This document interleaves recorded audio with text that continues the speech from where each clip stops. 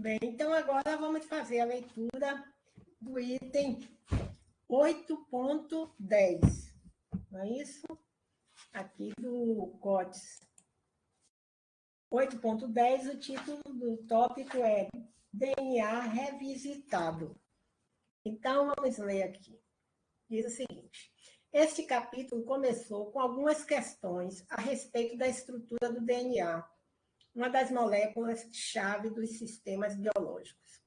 Agora que você estudou este capítulo, vamos ver a estrutura dessa importante molécula e entender por que ela tem aquela forma peculiar. Como mostrado na figura 8.13, cada uma das cadeias da dupla hélice da molécula de DNA 8.13, né? Só um instantinho. Essa figura ela vai ser vista aí adiante, né? Então, vamos ler primeiro o texto, né? E aí a gente vai para a figura. Como mostrado na figura 8.13, cada uma das cadeias da dupla hélice da molécula de DNA consiste na repetição de 3 componentes: um fosfato, uma molécula de desoxirribose, uma molécula de açúcar composta por um anel de 5 membros e uma base contendo nitrogênio. A base do DNA pode ser uma de 4 moléculas: adenina, guanina, citosina e timina. Na figura 8.13, a base é adenina. 2 unidades do esqueleto sem adenina no anel da desoxirribose são também ilustradas na figura 8.13a. O ponto importante aqui é que a unidade que se repete no esqueleto do DNA consiste nos átomos oxigênio, fósforo, oxigênio, carbono, carbono, carbono. Cada átomo possui uma geometria tetraédrica dos pares de elétrons. Consequentemente, a cadeia não pode ser linear. Na verdade, a cadeia se torce à medida que cada base se junta ao longo do esqueleto da molécula. E é isso que dá ao DNA sua forma helicoidal. Por que há 2 hélices do DNA com o esqueleto P, oxigênio, fósforo, oxigênio, carbono, carbono na parte exterior e as bases nitrogenadas no interior? Essa estrutura deriva da polaridade das ligações nas moléculas das bases ligadas ao esqueleto. Por exemplo, as ligações NH na molécula de adenina são muito polares, o que leva a um tipo especial de força intermolecular, ligação de hidrogênio, ligando a adenina à timina nas cadeias vizinhas, figura 8.13b. Veremos mais sobre isso no capítulo 11, quando exploraremos as forças intermoleculares e ainda no capítulo 24, bioquímica. Os anéis das bases nitrogenadas são todos planos, com geometria planar trigonal dos pares de elétrons ao redor de cada átomo dos anéis. Por exemplo, veja as geometrias dos pares de elétrons em uma das bases, a adenina. Há 2 principais estruturas de ressonância nesse sistema de anéis. Nelas, cada átomo de carbono é rodeado por uma dupla ligação e 2 ligações simples, levando a uma geometria planar trigonal dos pares de elétrons.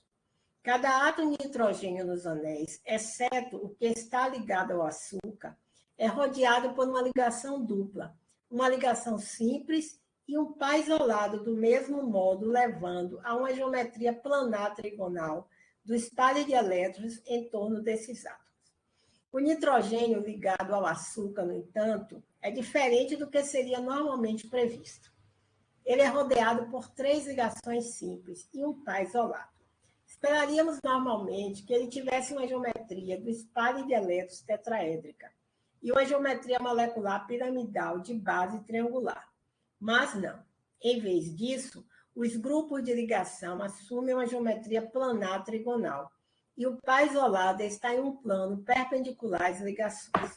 Após estudar o capítulo 9, você entenderá como isso permite aos elétrons desse par isolado interagir com os elétrons nas ligações duplas dos anéis de forma mais favorável. Certo? Então, vamos voltar aqui. é o seguinte, nós não vamos entrar em detalhes, né, com relação a esses aspectos da molécula do DNA. Na verdade, vamos chamar a atenção aqui de ler as ilustrações, né, as legendas, mas já foi explicado aí no texto, mas só vamos chamar a atenção, tá? Aqui das legendas. Então, vamos ler. Aqui ele mostra, né, a estrutura helicoidal, e aqui nós temos o anel de desoxirribose, composto por 5 membros, é ligeiramente distorcido, devido à geometria tetraédrica em torno de cada átomo de carbono e de oxigênio. Aqui ele está mostrando o açúcar, a porção da desoxirribose. Aí aqui nós temos o grupo fosfato, PO4, 3-, não é isso? Geometria do espalho de elétrons e molecular são ambas tetraédricas.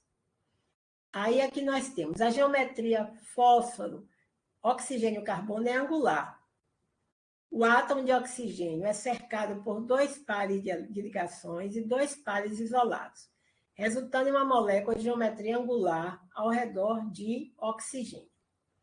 Aqui com relação à adenina. Os ângulos nesse... Deixa eu dar uma olhadinha aqui. Os ângulos neste anel são todos de aproximadamente 120 graus. Em cada uma das principais estruturas de ressonância para esse anel, cada carbono é cercado por uma ligação dupla e 2 simples. E cada nitrogênio é cercado por uma ligação dupla, uma simples e um par isolado. Unidade que se repete no esqueleto do DNA. Um átomo de fósforo, 2 átomos de oxigênio e 3 átomos de carbono. Vamos ver aqui onde é que está a letra A, aqui nessa estrutura. Eu não sei se seria... Deixa eu ver aqui. B tem 2 letras, A e B, não é? Então, vamos ver aqui. A. Uma unidade que se repete consiste em uma porção de fosfato, uma porção de desoxirribose, um açúcar cuja molécula é constituída por um anel com 5 membros, e uma base nitrogenada, que é a adenina, ligada ao anel da desoxirribose. Então, essa aqui é a figura A, né? A ilustração é identificada com a letra A. A letra B. 2 das 4 bases do DNA, adenina e timina. As superfícies de potencial eletrostático ajudam a visualizar onde os átomos parcialmente carregados estão nessas moléculas e como eles podem interagir, né? Então, já foi lido aqui. Nós não vamos entrar em detalhes aqui nessa estrutura. E a figura 8.13, ligações na molécula do DNA, certo? Bem, então, DNA, Watson, Crick e Franklin. Um olhar mais atento. O DNA é a substância presente em cada planta e animal que transporta o projeto exato daquela planta ou animal. A estrutura dessa molécula, que é a pedra fundamental da vida, foi revelada em 1953 e James D. Watson, Francis Crick e Maurice Wilkes dividiram o Prêmio Nobel de Medicina e Fisiologia de 1962 por esse trabalho. Foi uma das descobertas científicas mais importantes do século XX e sua história foi contada por Watson em seu livro A Dupla Hélice. Já pensou que coisa maravilhosa, gente?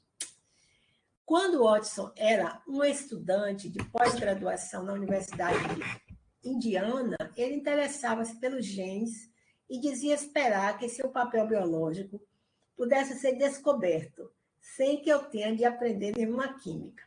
No entanto, mais tarde, ele e Crick descobriram o quão útil a química pode ser quando começaram a desvendar a estrutura do DNA.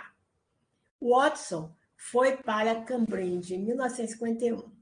Lá conheceu Crick, que, de acordo com Watson, falava mais alto e mais rápido do que qualquer outra pessoa. Crick compartilhava a crença de Watson na importância fundamental do DNA E ambos logo souberam que Maurice Wilkes e Rosalind Franklin, no King's College de Londres, estavam utilizando uma técnica chamada cristalografia de raios X para aprender mais sobre a estrutura do DNA. Watson e Crick acreditavam que a compreensão dessa estrutura era crucial para o entendimento da genética. Porém, para resolver o problema estrutural, eles precisavam de dados experimentais, como os que poderiam ser obtidos por meio dos experimentos que estavam sendo realizados no King's College. Inicialmente, o grupo do King's College relutou em compartilhar seus dados, e, além disso, não parecia concordar com o senso de urgência de Watson e Crick.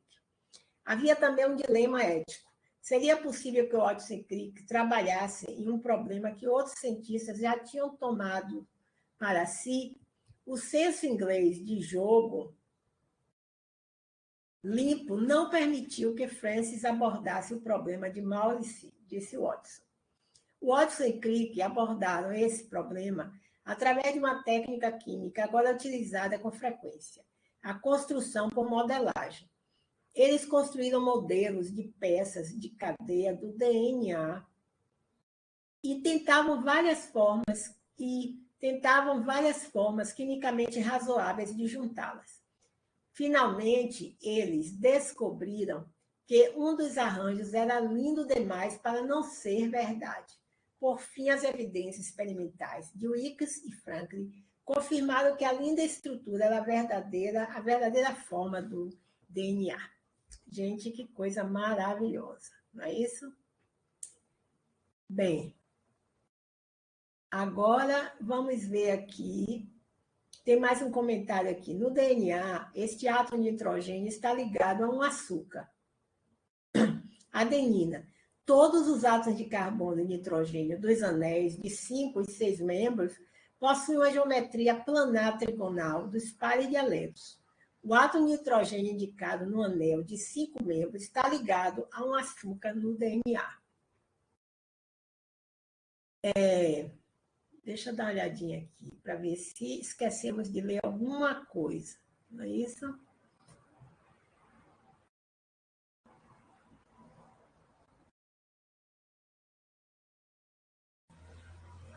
Bem, agora vamos ver. Já lemos toda essa parte aqui, ok? Então, vamos ver agora esse item, aplicando princípios químicos. Linus Pauling e eletronegatividade. Linus Pauling, ele viveu de 1901 a 1994. Vamos ver aqui. Tem uma aplicação, né, de um exercício, um problema. Então, aplicando princípios químicos. Linus Pauling e eletronegatividade. Linus Pauling percebeu que, ao comparar as entalpias de dissociação, de ligação, né, entre átomos idênticos, digamos, entre AA e OBB, com as entalpias de dissociação, de ligação para átomos diferentes, como AB, a energia para o tipo de ligação AB era sempre maior que a média das energias de AA e BB. A ligado a A e B ligado a B, né? Então, a variação de entalpia, a entalpia de dissociação da ligação AB era maior do que 1/2 da entalpia de dissociação da ligação AA mais a variação de entalpia da ligação BB. Por que isso deve ser verdade? E que conhecimento útil pode derivar disso? Quando uma ligação forma-se entre dois átomos idênticos, os elétrons de ligação são igualmente compartilhados entre os dois átomos. Em uma ligação entre átomos diferentes, os átomos não compartilham os elétrons igualmente. Quando esse for o caso, um átomo atrai para si uma carga levemente negativa e o outro fica com uma carga ligeiramente positiva. Uma atração eletrostática entre átomos com cargas opostas aumenta a força da ligação. Pauling afirmou que essa diferença de energia está relacionada às eletronegatividades dos átomos envolvidos e definiu a eletronegatividade como a capacidade do átomo em uma molécula de atrair elétrons para si, né? A gente também define que a eletronegatividade é a tendência que um átomo apresenta de atrair elétrons para si quando participa de uma ligação química. Mais especificamente, ele disse que a diferença observada está matematicamente relacionada à diferença nas eletronegatividades através da seguinte equação, né?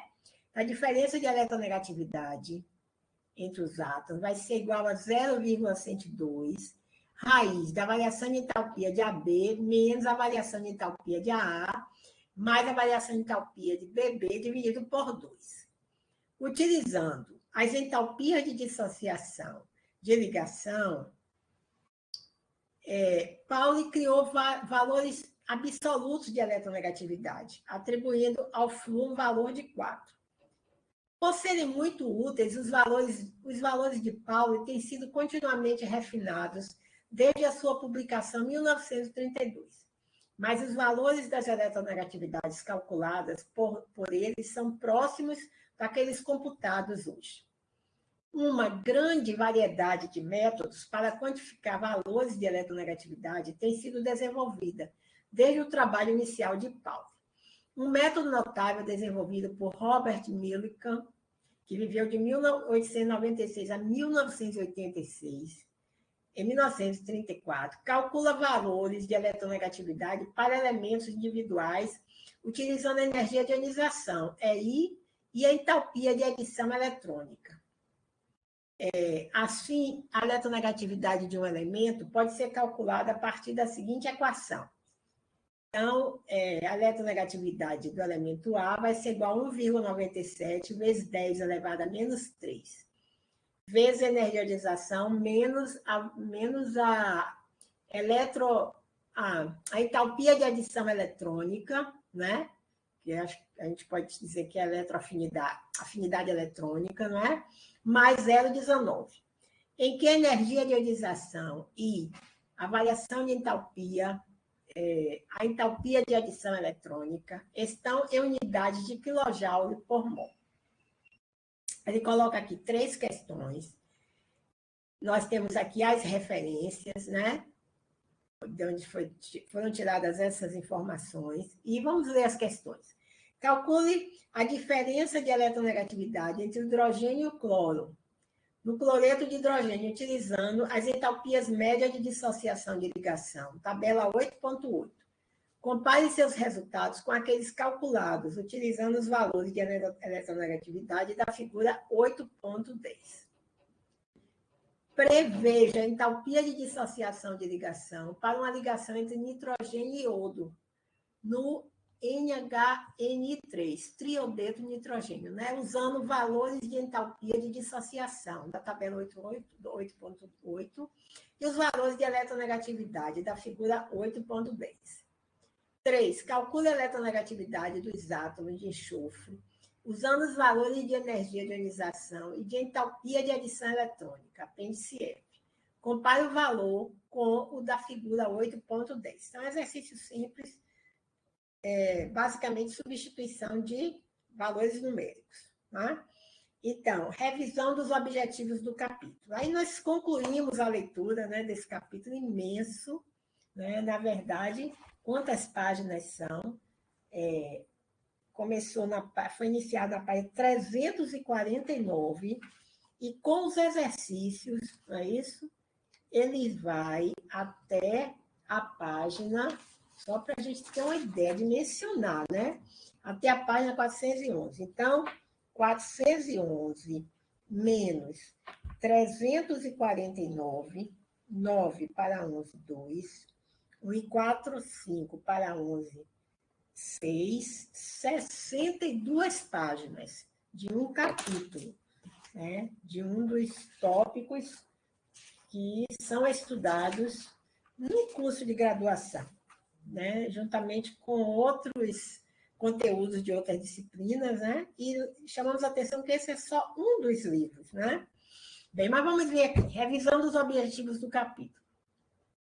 Agora que você já estudou este capítulo, você deve perguntar a si mesmo se atingiu os objetivos propostos. Especificamente, você deverá ser capaz de... Então, vamos ver aqui. Aqui no início, né? os objetivos do capítulo. Entender, fazer e lembrar, né? Então, vamos ver aqui, só... Porque aqui na página 349 ele coloca entender as premissas básicas sobre as ligações covalentes iônicas, seção 8.1. A relação entre as estruturas de pontos de Lewis e a estrutura molecular, seção 8.2, seções de 8.2 a 8.8.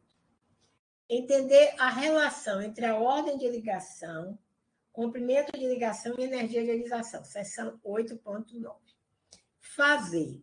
Desenhar estruturas de Lewis para moléculas pequenas e íons poliatômicos. Questões para estudo, de 5 a 12. Né? B. Compreender e aplicar a regra do octeto.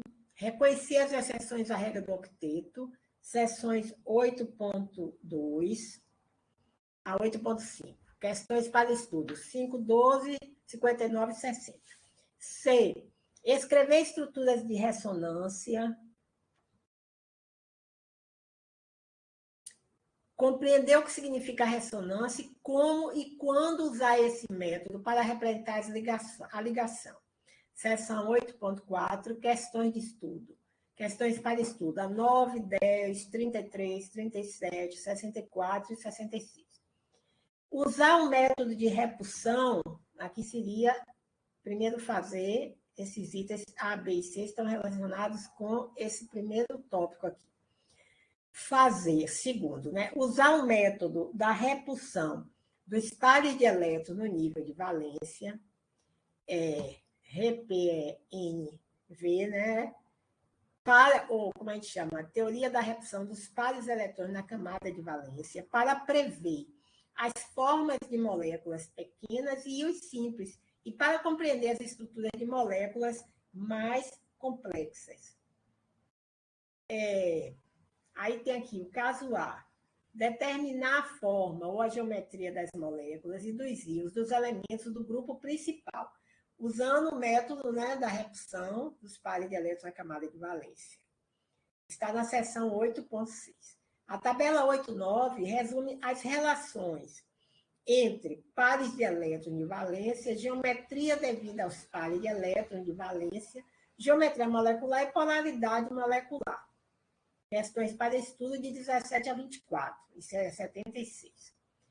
Agora, outra questão que está para se fazer, né?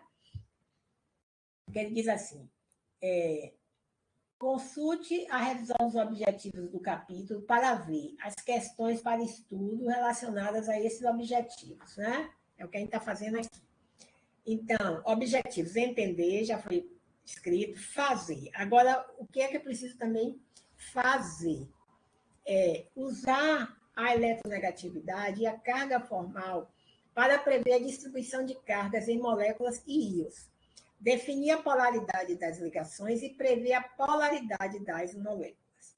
Aí temos aqui A, B, C, D e E. Né? São 5, ainda tem mais aqui. Ó. Não. Então, vamos lá. Calcular as cargas formais para átomos em uma molécula com base na estrutura de Lewis, seção 8.3. Não vou ler aqui as questões para estudo, ok? B. Definir a eletronegatividade e compreender como ela é usada para descrever o compartilhamento desigual de elétrons entre átomos em uma ligação. Combinar a carga formal e a eletronegatividade para obter uma perspectiva da distribuição de cargas em moléculas e íons. Compreender por que algumas moléculas são polares enquanto outras são não polares. Seção 8.8. Prever a polaridade de uma molécula. Agora vamos ver. Ainda no item fazer, temos usar as entalpias de ligação para estimar as mudanças de entalpia ou variação de entalpia nas reações químicas. Ele tem duas situações. Então, definir e prever tendências na ordem de ligação, comprimento de ligação e entalpia de dissociação de ligação, seção 8.9, e usar as entalpias de dissociação de ligação nos cálculos. Agora, lembrar. Lembrar que tem 3 tópicos, então ele não desmembrou aqui, né, em subtópicos. Então, tem. Lembrar que há distribuições eletrônicas comuns, como indicado pelas estruturas de Lewis, e estruturas moleculares compartilhadas pelas moléculas e pelos íons. Conhecer esses padrões permite prever as propriedades de moléculas e íons desconhecidos. Lembrar os símbolos de Lewis para os átomos, tabela 8.1, e as geometrias comuns do espalho de elétrons e seus ângulos de ligação associados, seção 8.6 e figura 8.4. Equações chaves. Equação 8.1, utilizada para calcular a carga formal sobre um átomo em uma molécula. Então, carga formal de um átomo em uma molécula, o íon, né? Já foi trabalhada lá no capítulo. Equação 8.2, utilizada para calcular a ordem de ligação também já foi trabalhado antes. E equação 8.3, utilizada para estimar a variação de entalpia para uma reação usando as entalpias de dissociação de ligação. Agora, preste atenção aqui. Vamos entrar agora em uma série de exercícios, né? Questões assim, de estudo. Então, tem. Quando a questão tem esse triângulo verde, identifica-se uma questão desafiadora. As questões numeradas em verde têm respostas no apêndice N, né? Então, o apêndice N contém as respostas das questões em verde, tá? Que são as questões ímpares. Então, vem aqui, primeiro tópico, praticando habilidades. Elétrons da camada de valência e regra do octeto. Aí vem aqui os exercícios, né? Depois tem exercício sobre a estrutura de Lewis. Vamos passar para aqui. Aqui todos os exercícios sobre a estrutura de Lewis. Depois vem aqui exercícios sobre cargas formais, geometria molecular, o que vem aqui? A geometria molecular ainda aqui, certo? Depois, exercícios sobre polaridade da ligação, eletronegatividade e carga formal. Voltamos aqui, continua o exercício sobre essa temática, né? Depois, sobre polaridade molecular, ordem da ligação e comprimento da ligação, então, exercícios também identificados, né? Porque os livros assim mais antigos, normalmente os exercícios não vinham assim identificados. Força de ligação e entalpia de dissociação de ligação. É um livro maravilhoso, o COTS, né? Realmente. Bem, agora temos aqui questões gerais. Ele diz aqui, estas questões não estão definidas quanto ao tipo ou à localização no capítulo. Elas podem combinar vários conceitos, ok? Então, vem aqui, questões gerais, né? Aí as questões gerais são riquíssimas, essas questões. Continua aqui questões gerais. Eu acho que até o final agora vão ser questões gerais, tá? Então, são questões maravilhosas. Depois tem aqui, no laboratório, né? Você coloca aqui, acho que são questões ligadas assim, a dados experimentais, tá? Então, resumos e questões conceituais. Vamos ver. As seguintes questões podem usar os conceitos deste capítulo e dos capítulos anteriores, certo? Então, várias questões aí que realmente exigem muito tempo de estudo. E aqui vamos partir para o capítulo 9, ok? Bem, poderíamos dar uma olhadinha lá nas respostas, mas não vai valer a pena porque nós não entramos em detalhes com relação às questões, ok? Então, foi muito bom fazer a leitura desse capítulo. Foi uma experiência porque hoje em dia nós não costumamos ler muito, né? A nossa tendência é fazer aquela leitura rápida, né? Onde a gente lê assim o centro das páginas, né? As palavras centrais, para ter uma ideia. Muitas vezes escutamos vídeos, áudios, né? Ou assistimos vídeos, mas não paramos realmente para ler um capítulo. Então, você vê que essa leitura, sem se fazer os exercícios que foram propostos no capítulo, muito menos os que foram propostos no final do capítulo, nós gastamos várias horas, ok? Então, muito obrigada por me escutar.